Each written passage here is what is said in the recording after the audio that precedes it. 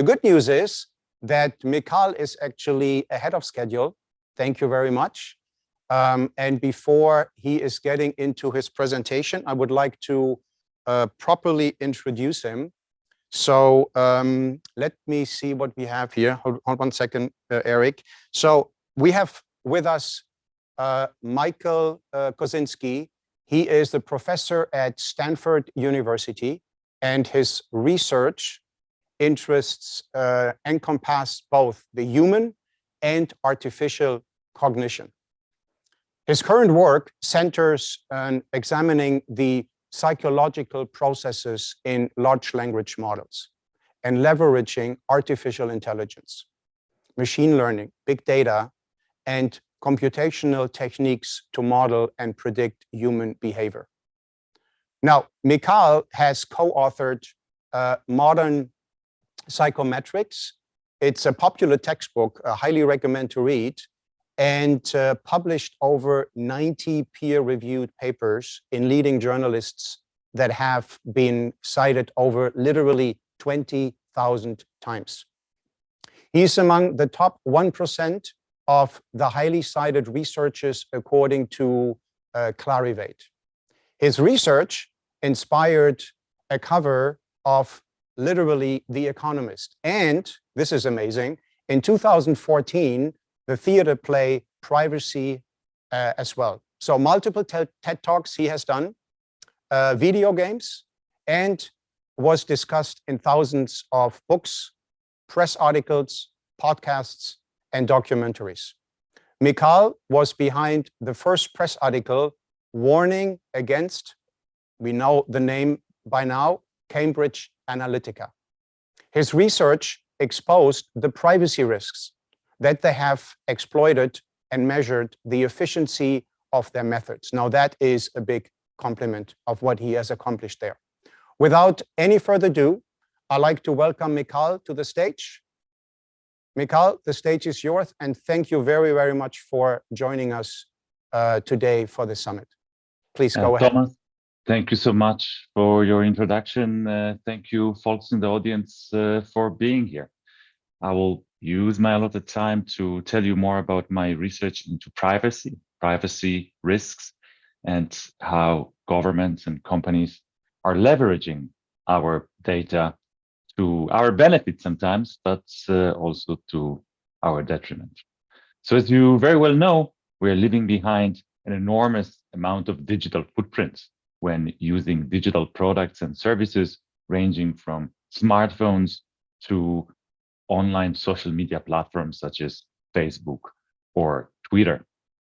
Now, those are huge amounts of data. 400 million photos are shared on Facebook and Instagram alone every single day.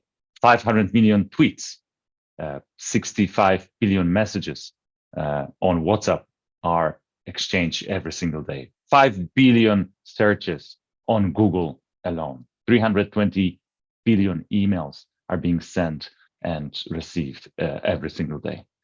Our wearable devices, such as smartwatches that monitor our heartbeat, our temperature, our geographical location, our mood, our voice, our interactions with other people, moments when you come close to other people wearing other devices, gather 28 petabytes of data, again, every single day. Now, this data has enormous market value. It has been estimated that this year, this is around $200 billion every day is being paid for data generated by those platforms and devices. And this value is growing at about 10 to 20% every single year. So very soon we'll see much larger amounts of money exchanged in return for the data that we're generating while using digital products and services. Now, this is not just my opinion. Here you can see the cover of The Economist back from 2017, so over 6 years ago now, where The Economist essentially touted big data as the world's most valuable resource. And you can see here on this cover, bunch of companies that were explicitly set up around the idea of harvesting, generating big data, such as Google, Facebook, Microsoft, who joined the game of collecting big data a bit later, but now is very well established in this space. But when you look around, you realize that even companies in much more conventional industries, industries that predate the era of big data, are really quickly realizing that this is indeed the most valuable resource. Credit card companies. Most of folks in the audience have a credit card. Most of us do not really pay for using this wonderful device that makes our lives so much easier and safer. And this is because the cost of running those networks is paid in part by the vendors who have to share with the credit card operator a little fee each time you buy something, but increasingly because those companies are collecting, harvesting, and then selling data generated by people who use those credit cards. And as you can expect, the bigger the spender you are, the higher salary you have, the more valuable your data is going to be on the market. Now, even products and companies on very traditional markets, such as automotive industry, is very quickly racing towards harvesting and collecting their users' data. If you're lucky enough to have a Tesla, your car is going to be fitted with enormous number of sensors monitoring your behavior of your car, where you're driving, how are you driving there, but also the surroundings, collecting data about the road condition, about what's happening around, about the traffic, but also about cars around you. Now, this data has enormous value.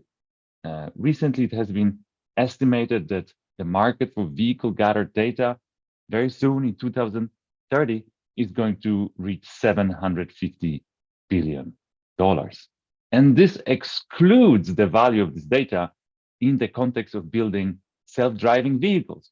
Because as you'll quickly figure out if you know anything about the automotive industry, that's the holy grail here. And the data generated by people driving those cars using autopilot or without autopilot, correcting the autopilot, is collected and processed in order to teach the machine how to drive the car on its own.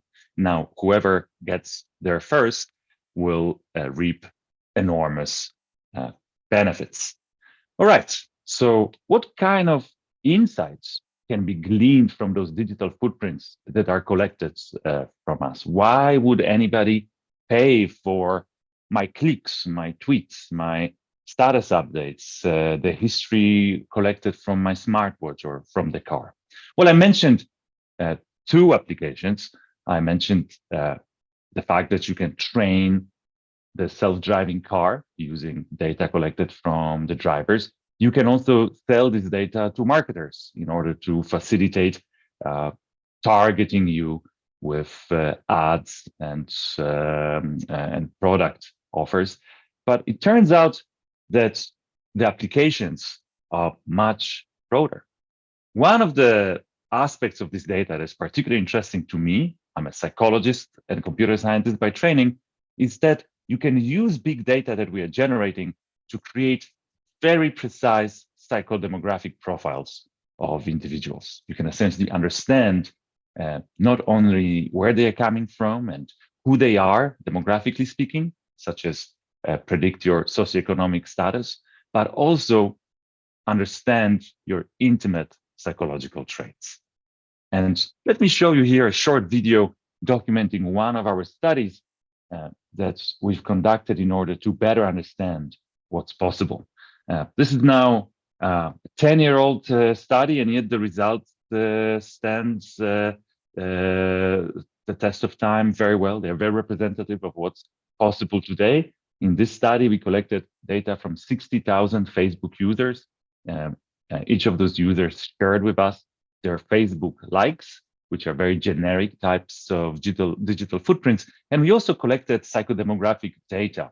Those folks filled in questionnaires for us, personality questionnaire, intelligence questionnaire, and a bunch of other measures. And let me show you a little video here illustrating the findings of this study.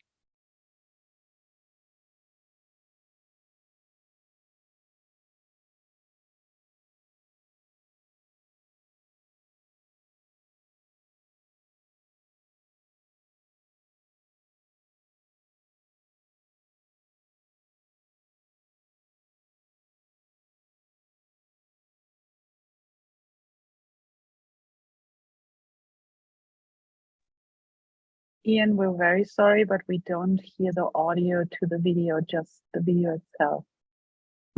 All right, I hear the reports that there's no sound. That's a shame. Let me see if I can reshare my screen. It would work really well for me if I could share sound. All right. Sorry for this, folks, and please correct me if the sound is still not there.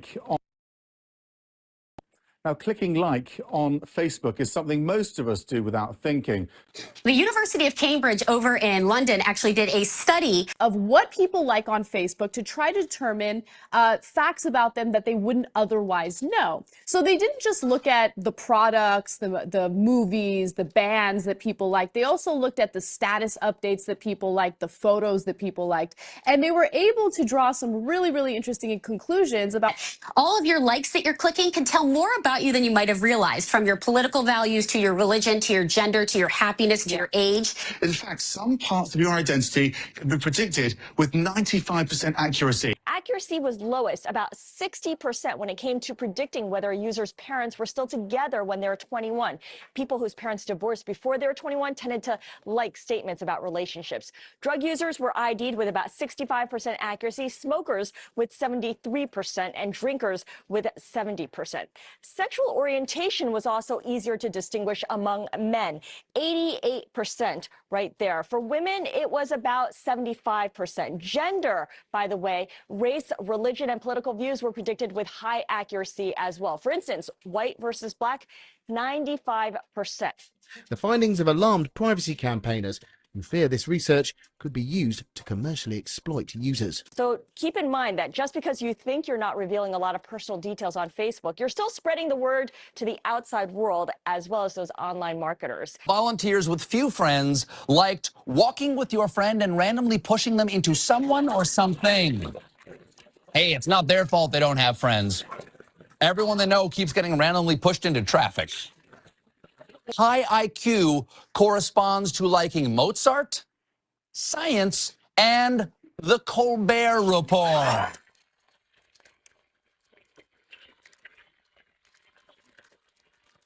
Research indicated people who like Harley-Davidson motorbikes are generally of low IQ. We thought we'd better offer a right to reply. I'd say our average customer is probably more intelligent than most, and we've certainly got a lot of customers who are, well, people from Cambridge University for a start. A like on Facebook can reveal if you're a gay man. Yeah, especially if what you choose to like is penises. That's apparently true.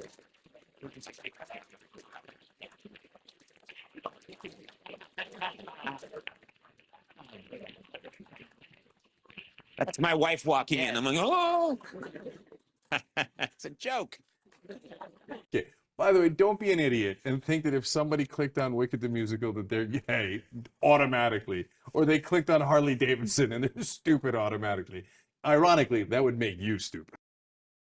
All right. So as you folks could see, those seemingly innocent types of digital footprints, Facebook likes, allow revealing a very broad range of intimate traits of individuals. And that can be done at a very high speed, very low cost for huge populations.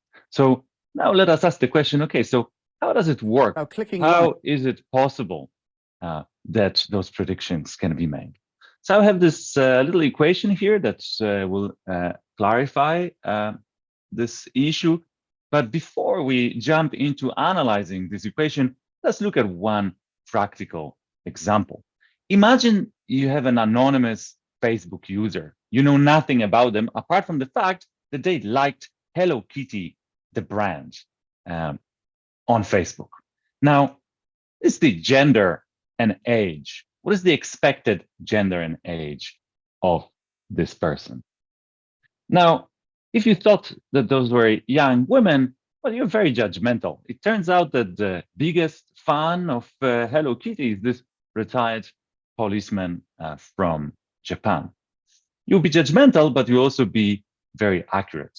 It turns out that 99% of people who liked Hello Kitty on Facebook are women, and most of them are in those younger age groups. Meaning, if you know nothing about the person, apart from the fact that they liked Hello Kitty, you'd be very accurate if you predicted that they were young women. Now, of course, you can make a broader range of predictions. Would this Hello Kitty fan work in the military or in sales? Well, if you guess sales, you'll be right. Hello Kitty fans are heavily overrepresented there and underrepresented among people working in the military. What about what kind of device they're using? Are they using a PC or maybe an iPhone?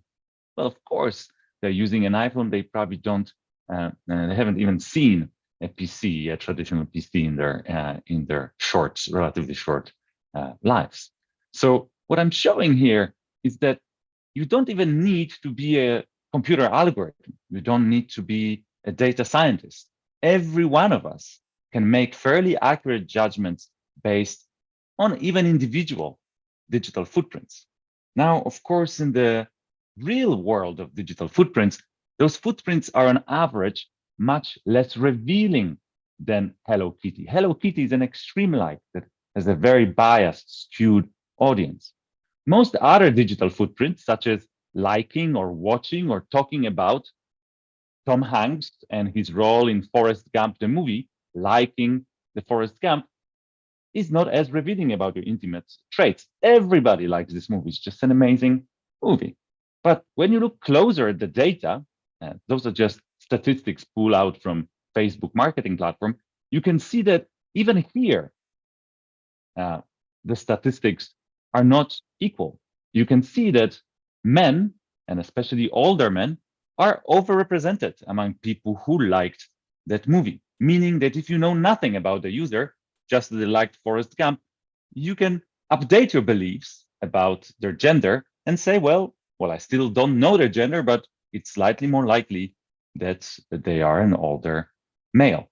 Now, the huge advantage that algorithms have over us is that they can very easily look at hundreds, thousands, or tens of thousands of digital footprints that we all leave behind every single day while using those digital products and services. And from each one of these digital footprints, extract this little tiny bit of information that on its own, maybe, is not that significant. But if you aggregate it over thousands or tens of thousands of Facebook likes, suddenly a very precise and accurate psychodemographic profile of an individual emerges from it. So the question here is, okay, so how accurate are those accurate profiles? Well, let me show you some examples of predictions that can be made based on Facebook likes alone. And let's keep in mind that Facebook likes are not the most revealing types of digital footprint. Facebook likes happen in the public space. We know that what we like is seen by others. We very often do it strategically just to, maybe project some particular image. There are many other digital footprints that are way more honest and way more revealing than Facebook likes. But even Facebook likes, it turns out, can be extremely revealing. You can use Facebook likes to reveal traits such as religiosity, political orientation, sexual orientation, gender, ethnicity. You can even predict with some accuracy, it's not that high, but you can even reveal with some accuracy whether someone's parents got a divorce, or whether a person uses drugs, or whether they're single or in the relationship. Now, you can go deeper than that.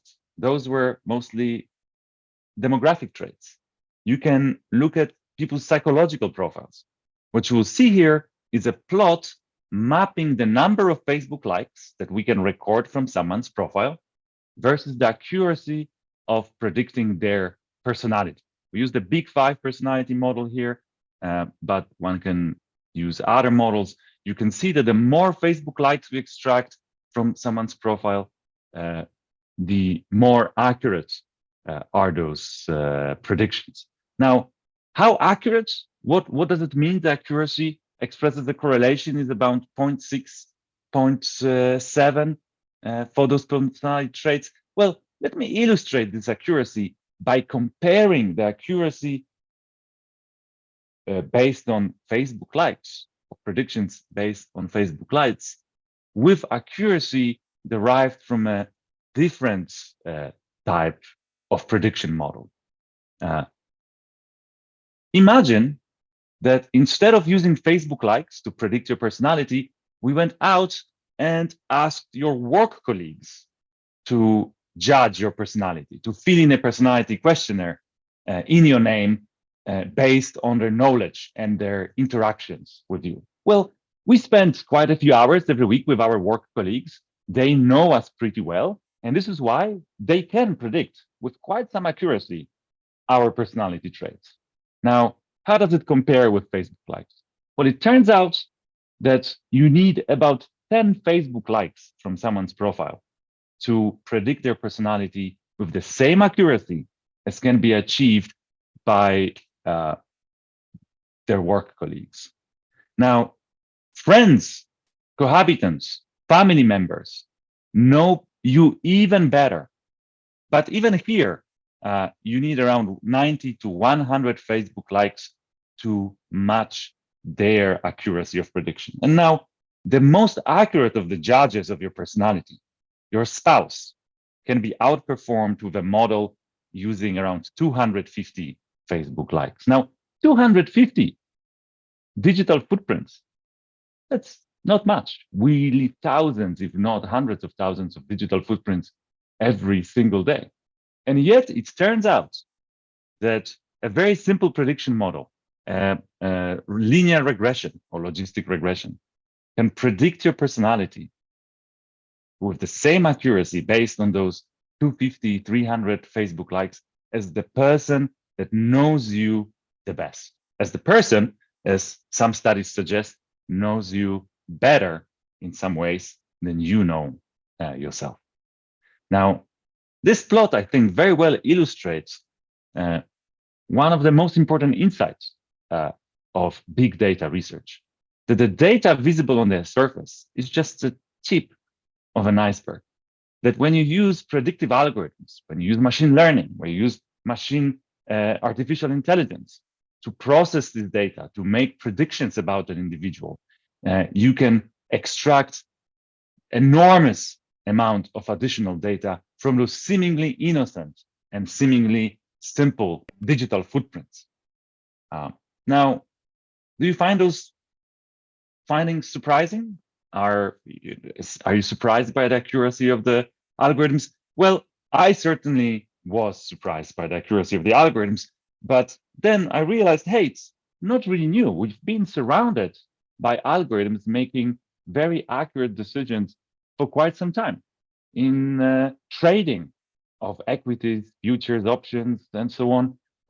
Algorithmic trading, algorithms have been replacing human traders for quite some time. And in many of those markets, majority of trades are executed by the machines because machines are better than human traders at making those predictions.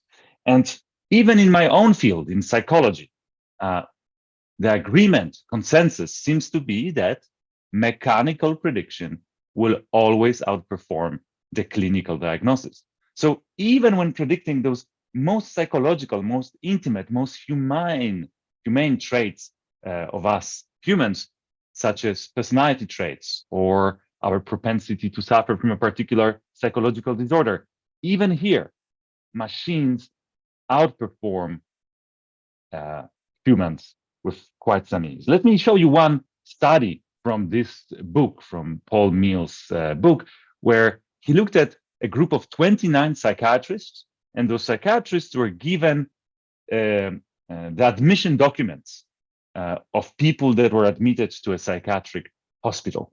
And some of these people were known to have to be hospitalized for a long time. They suffered from serious psychological and psychiatric disorders. Some people were just spent there a few days and being monitored, and it turned out that everything was all right. But you can look at admission documents and you can study how accurate those psychiatrists would be between distinguishing between those groups. A role of a psychiatrist, one of the roles of a psychiatrist, is to diagnose psychiatric disorder. Look at the history of the patient, look at the questionnaires that those patients are filling in while being checked into the hospital, and decide whether this person needs treatment or whether they should be released back home. So let's look at the accuracies. The average psychiatrist's accuracy was 62%. The best psychiatrists in this group had an accuracy of 67%. Now, it turns out that if you use an algorithm to make those predictions, this algorithm had an accuracy of 70%. This algorithm was better than the best of the psychiatrists. And this algorithm, by the way, was trained on the predictions of those psychiatrists. So this algorithm didn't have any additional knowledge. It was just observing the choices of human psychiatrists and then making its own predictions. And by removing the noise, removing fatigue, removing decision-making biases that humans have, it was able to outperform the teachers, outperform the very people on whose decision this algorithm was trained. Okay, so now I have a question to you. Can you guess what is the date of publication of this book containing this research?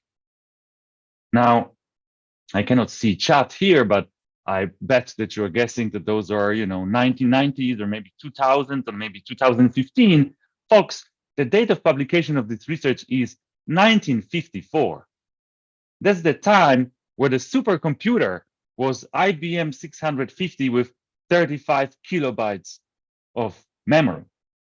And yet at that time, it was already clear to psychologists that a computer is going to be always more accurate at predicting individual traits. And by the way, they didn't even use a computer. The algorithm that they were using was a simple equation. Look, a score on dimension 1 plus score on questionnaire dimension 2 and 3 minus score on dimension 4. And if the number was larger than 45, a person would be diagnosed with a disorder. If it was below, they would be released home. And yet accuracy of this algorithm was already better than whatever human could achieve.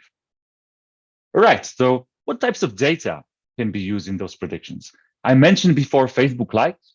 I mentioned data from admission documents to psychiatric hospitals, to some questionnaire data and maybe disorder history. You can use history of geographical location by looking at just 1 day worth of life of a person. Both a human and a computer can extract a lot of information. Affluence, profession, religiosity. Did they go to church on Sunday or where did they go on Saturday? Whom they are hanging out with. You can overlay this map with maps of other people and then figure out which people are connected with each other. You can look at people's history of media consumption, from songs to videos, and it turns out that this is extremely revealing about their intimate psychological traits. You can listen to people going about their life in their private spaces or at work, read people's emails. Here's a screenshot from one of our studies where we looked at how predictive of personality are people's status updates from Facebook, the language used in status updates on Facebook. And you can see here word clouds representing high openness to experience and low openness to experience extremes of those prediction models. And this, of course, is not just happening in people's labs. Here you can see a screenshot from IBM's Watson personality prediction engine, which you can feed with samples of text, both your own essays, but also maybe essays of your customers, or maybe of the essays of your political opponents or people you are collecting intelligence on. And without any privacy protections, this machine will give you a very precise psychological profile of this target. Now, more recently, I got interested in yet another type of digital footprint that we are leaving behind. Digital images of people in physical spaces. We are increasingly surrounded by CCTV cameras monitoring our whereabouts. We are uploading enormous amount of photos to online platforms and services such as Google Photos, but also profile images. So just images of our faces. Now, profile images or of pictures of faces captured by CCTV cameras, be it on the border, national borders, or in public spaces, are particularly interesting because human faces are really robust sources of data about individuals. Now, let me give you an example. Take a look at this man. Can you tell anything about him just by looking at his face? Well, you can surely say that he's spending a lot of time in the sun, playing golf, perhaps, but you can also judge gender, age, ethnicity of this person. Now, you can also tell the emotion of Donald Trump, even when he's trying to hide it. Now, those judgments are so natural, instant, instinctive, and accurate that we barely even notice we're making them. We're interacting with people, we immediately know the gender, we immediately know what emotion they're experiencing, yet without really thinking, hey, you learned all of this by simply looking at their face. And of course, CCTV cameras and algorithms analyzing those pictures can make exactly the same predictions. But could it be that those algorithms can go further? Could it be that algorithms, by simply looking at your face, can also tell your character? Can an algorithm say that this is an extremely stable genius by simply looking at his face? Well, our ancestors generally believed that this was possible. Darwin nearly didn't get on his voyage because Robert Fitzroy, the captain of the Beagle, was convinced that his face revealed his lack of energy and determination, and just couldn't find anybody else to replace him. So this is how Darwin got on the ship. And Fitzroy was in a good company. Aristotle was a big proponent of predicting people characters from their faces. Pythagoras was selecting his students based on their facial appearance. Now, today, luckily, such ideas are dismissed as silly. That someone looks like a pig does not automatically mean that they are as intelligent or as good as one. Yet, and this came as a huge surprise to me, as I was conventionally trained psychologist without being exposed to this type of research, it turns out that modern day research consistently shows that people can, with some minimal accuracy, judge others' characters from their face. Now, political views, for example. Political views are a character trait. Now, which of these men would vote for Trump? Well, this is a trick question, and you would always be right, because both of them probably would do. But in psychological studies, we use more reasonable setups. So we would take one person that almost certainly voted for Trump and one person that almost certainly didn't, and then ask people to distinguish between those two. And it turns out that humans can judge it with consistently above chance accuracy. Those judgments are not very accurate, but they're consistently better at chance. And moreover, similar results have been obtained for a broad range of other character traits, such as personality, intelligence, honesty, religiosity, or even sexual orientation. So a broad range of psychological traits people can predict with some minimal accuracy from others' faces. Now, as we discussed before, computer algorithms seem to outperform humans at making those decisions and making those predictions. So if humans can do it with small accuracy, but still, is it possible that computer algorithms can predict character traits from people's faces with even higher accuracy?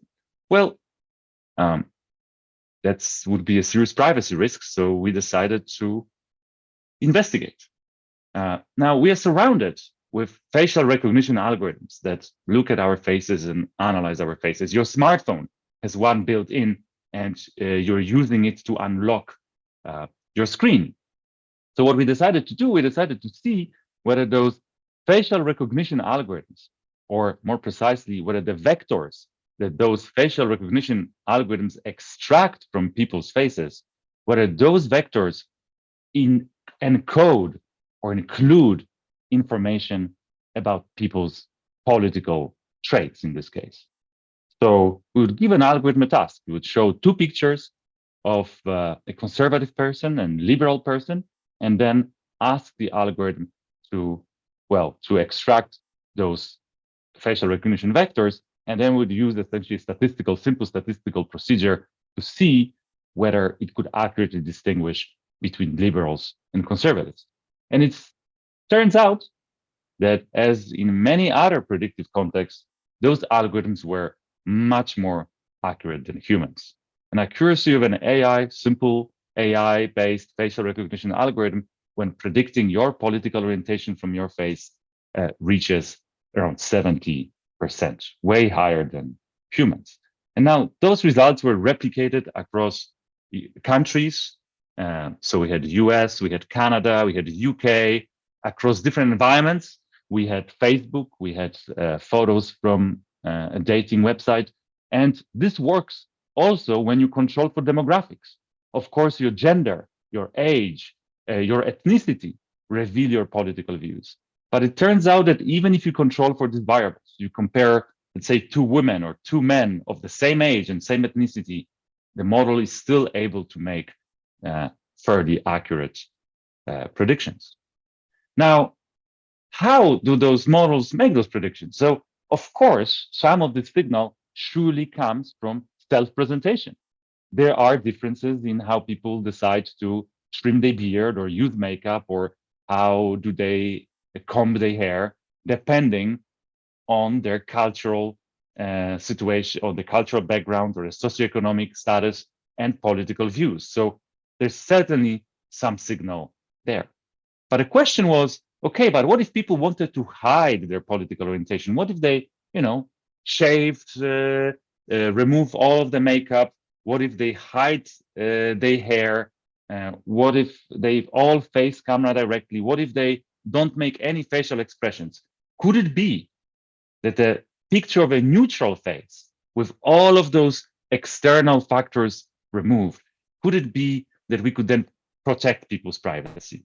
Well, we decided to answer this question by taking those standardized facial images where we removed all of the self-presentation from them. We had people shave, remove their makeup, face the camera directly. We hid their hair, we hid their outfits, we cropped the image tightly around their face and repeated the procedure. And it turns out that in the same task, AI achieves even higher performance. It turns out that the fact that those pictures were highly standardized and of very high quality enabled those models to make even more accurate predictions. So folks, what I'm trying to show you here is that even if you remove your Facebook likes from the internet, even if you stop using your credit card, even if you never post anything on Twitter, even if you stop using email, even if you essentially remove all of those obvious types of digital footprints, if you throw away your smartphone, hey, even then, your face is going to appear in those digital spaces. You're going to leave behind digital footprints simply because you just walk through public spaces or want to cross the border or want to get a passport and hence make a picture of yourself. And even this type of data, when combined with modern advanced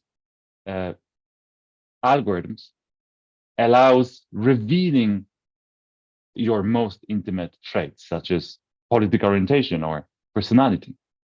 Now, what to do with this problem? What to do with those obvious risks to our privacy? Well, some people would say, hey, let's just work on privacy protection rules and policies. Let's have our politicians enact laws that protect our privacy. And I'm a big supporter of that. We should do all of this.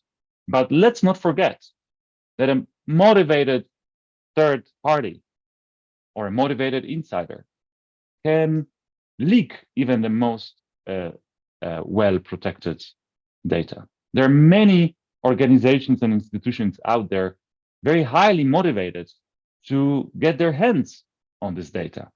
They are software engineers being kicked out from work that walk out with the USB drive containing a database. There are markets there where user data is washed or laundered, like in the context of money laundering, and resold as data collected legally. There are intelligence agencies that steal and republish or share intimate data of millions and billions of individuals. So even the best law, even the best privacy protection rules and policies will not guarantee that your data is not going to be available out there. Now, even more importantly, a lot of our technology depends on us sharing our data. Imagine using Google Maps without sharing your location. First of all, it would be just very difficult for Google Maps to help you navigate from point A to B without knowing your location. But also, even if you manage to do this, you'd be literally free riding on the backs of all of those other people that shared their data with Google Maps and hence enabled this product to exist, enabled this product to know where there is a traffic jam, enabled this product to know how to drive most quickly from point A to point B. So effectively protecting our data would also be a death sentence to an enormous range of extremely useful technologies that we all depend on. Not to mention that even if we did this, even if we said, okay, maybe it's just not worth having Google Maps so we can better protect our privacy, even then, it seems that most of us are really keen and eager to share our private data in an open space.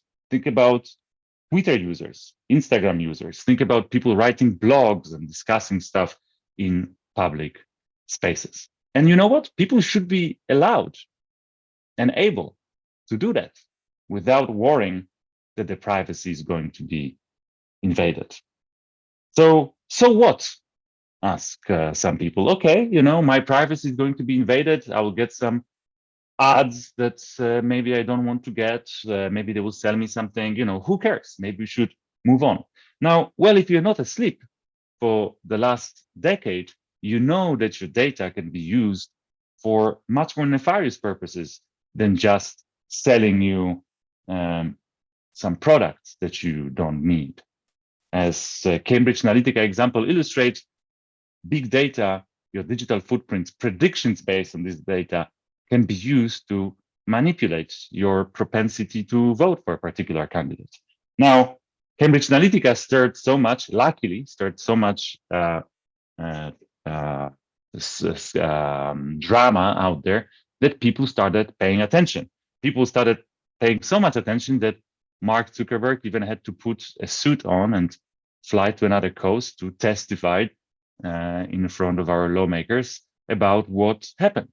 And Mark Zuckerberg was very surprised. He said, I just didn't know. I couldn't believe that, you can make any predictions based on people's digital footprints when it comes to their psychological traits and their future behavior.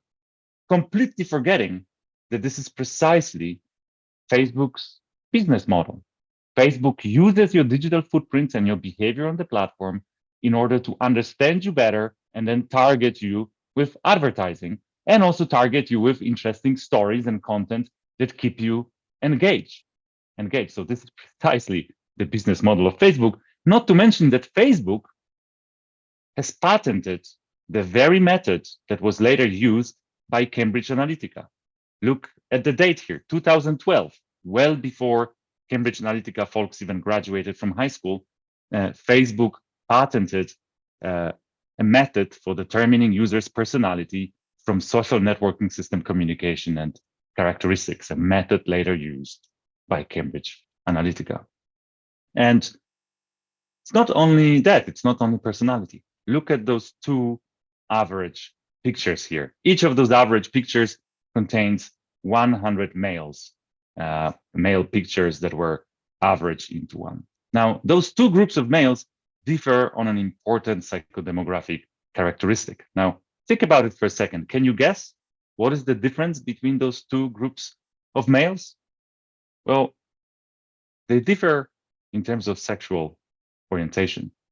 And you can see that those average faces are very different here, just because there's 100 of them, and averaging 100 faces brings forward, amplifies even small, tiny differences between faces of individuals.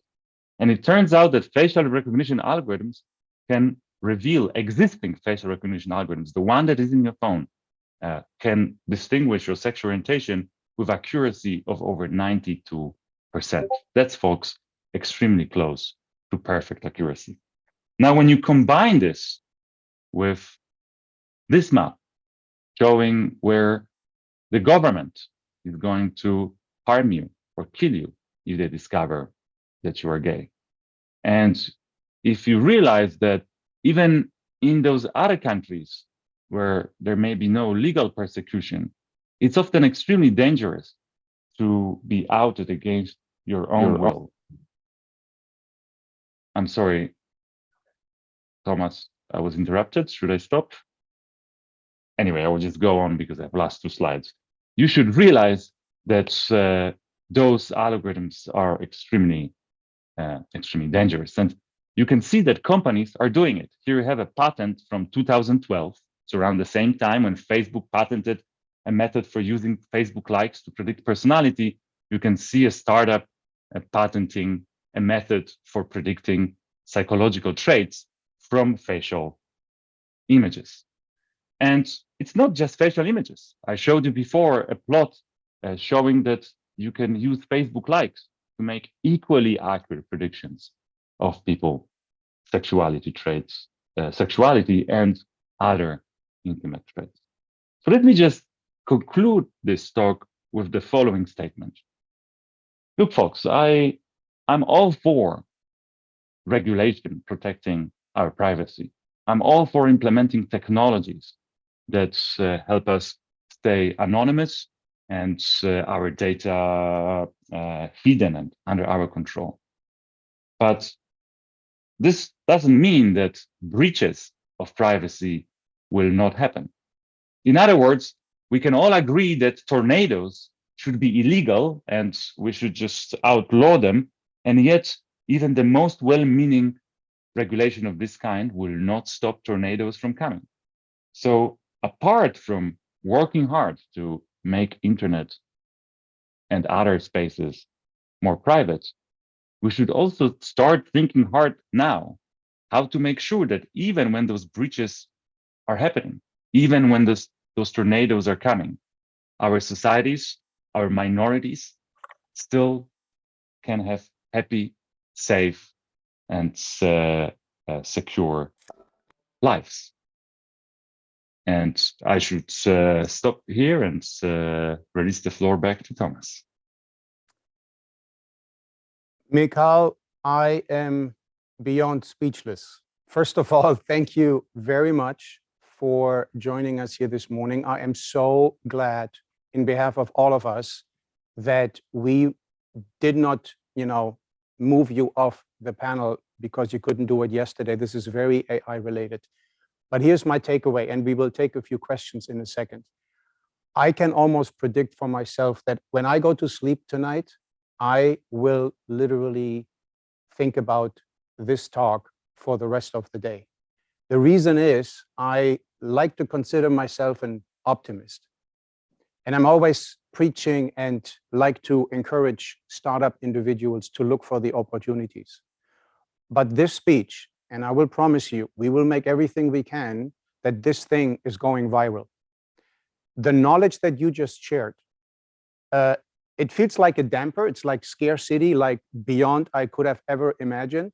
But at the same time, it is the reality of the world that we are living in, and we are all part of it. I am absolutely speechless what I just learned about, and I didn't know this, that Facebook was actually able to not only submit the patent for what you just explained, they actually, I assume they got it granted. For me, that is, I have to think about this twice. So I am glad we put this in the program. There is obviously two sides of all this hype that we have on the applied AI for the enterprise, or also ChatGPT for the consumer. But the two things that we need to re-emphasize over and over again is the privacy in itself, what you just outlined, as well as the data protection and the European Act and all of that around AI. So I cannot thank you enough what you just shared. And I hope that many, many entrepreneurs and individuals and users, we all have mobile phones, we all have likes and LinkedIn's and Facebook's and social media, need to listen to what you just said. So I leave it with that. On the positive, again, there's always something coming out of this as is positive.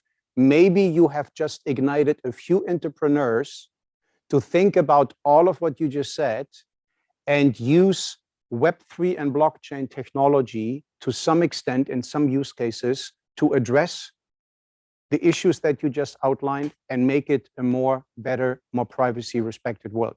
So with that, I would like to open the floor to take maybe one or two questions, please.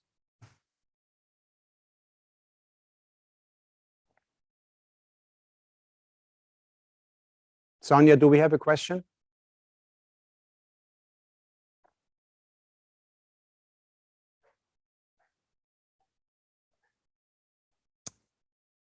If we don't,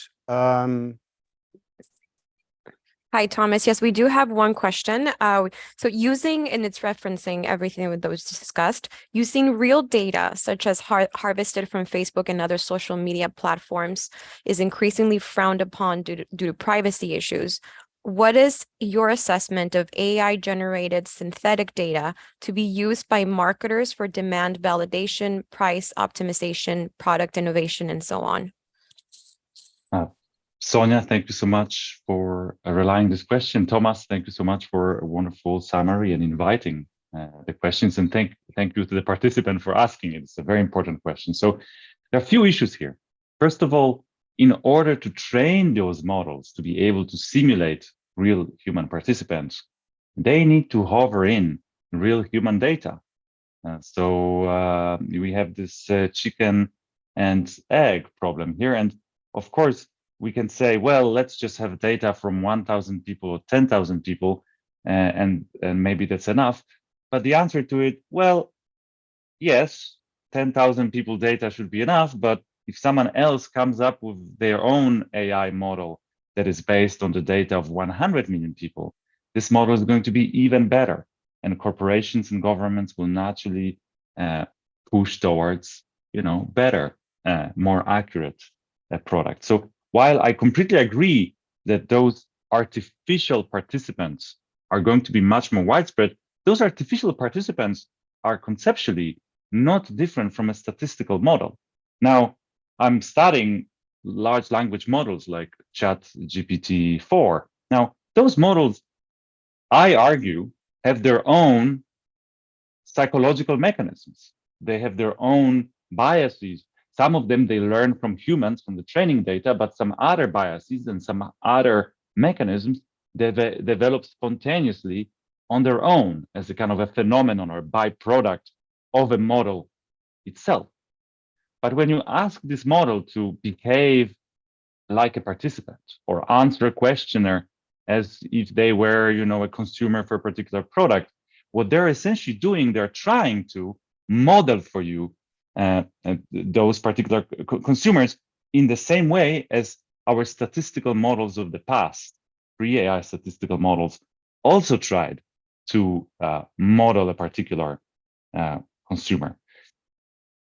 So yes, they're going to be used like this, but also it's not going to improve the privacy, because still a better model is the model that can continue harvesting and sucking in the data. So there'll be a huge motivation for people who train those models and use those models to essentially feed them with a lot of our information. And folks, this is not all bad. You know, I focus on the negatives here, but the fact that we can use our data to train the models, to can diagnose psychological disorders, diagnose medical disorders, help us to find good educational content, help us to find a good book, or maybe have a chat with us, like ChatGPT can give us advice, can teach us something.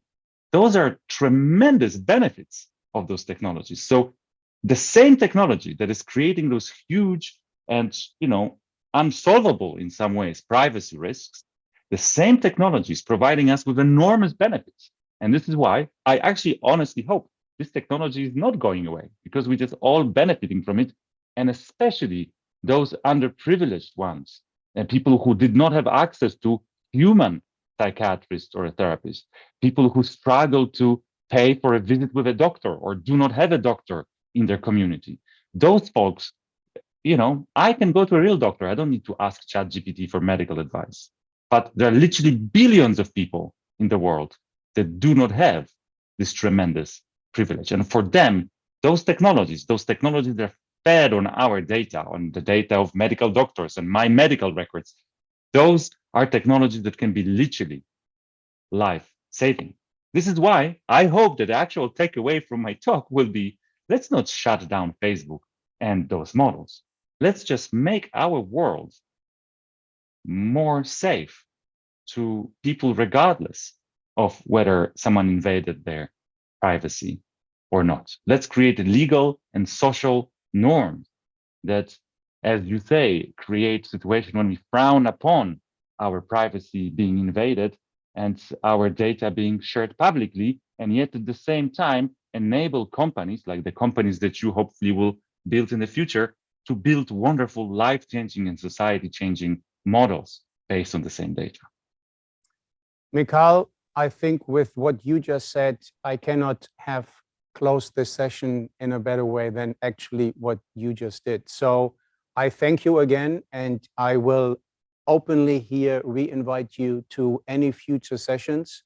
Again, I'm speechless. I learned a lot. You make me think, and I hope you made other people think to look into this, addressing the issue, and make it a safer and better world for all of us. So with that, Michal, thank you very much. Thank you so much for having me.